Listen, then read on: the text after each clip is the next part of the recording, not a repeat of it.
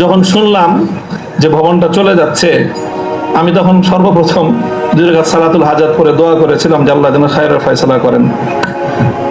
আর এরপরে এখন আমার অনুভূতিটা হলো যে এরকম ভবন না থাকাই ভালো। না থাকা ভালো কেন? দস্তারে না দারে মে মা গমে পেয়েছে না দারে মা হেয়েছে না দারে গমে হেয়েছে না দারে। এরকম ভবন টবন থাকলে এগুলোকে রক্ষা করার জন্য ডানে বামে অনেক কিছু তাকানোর প্রয়োজন হয়। ভবনও নাই, রক্ষা করার জন্য কার পায়ের নিচে তেল মারার দরকার।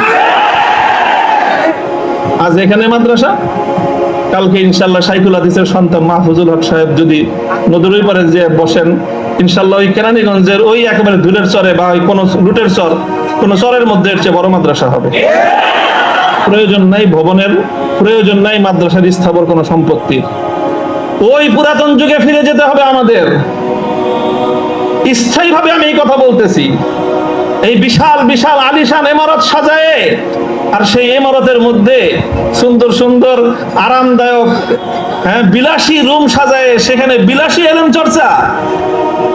আমি এই কথাটা আমার কাছে খুব মনে পড়ছে, বিলাসী এলেম চর্চা। আজকে আমাদেরকে এই বিলাসী এলেম চর্চায় পেয়ে বসেছে।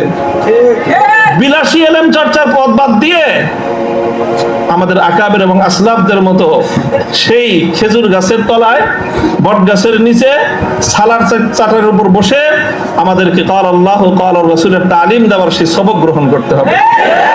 তাহলে ইনশাআল্লাহ আমরা বাতিলের তখতে তাউসকে উল্টে দিয়ে সেখানে আমরা কালেমার ঝান্ডা সমুন্নত করতে পারবো।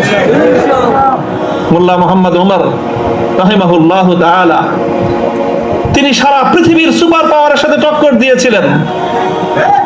আমাদের বাংলাদেশের মতো কোনো গণভবন আর সংসদ ভবন, বঙ্গভবন কিছুই ছিল না। কান্দাহারের ছোট্ট একটা ঘরের মধ্যে ভাঙ্গা খাটের উপরে বসে টক্কর দিয়ে দিলেন তো সুপার পাওয়ারের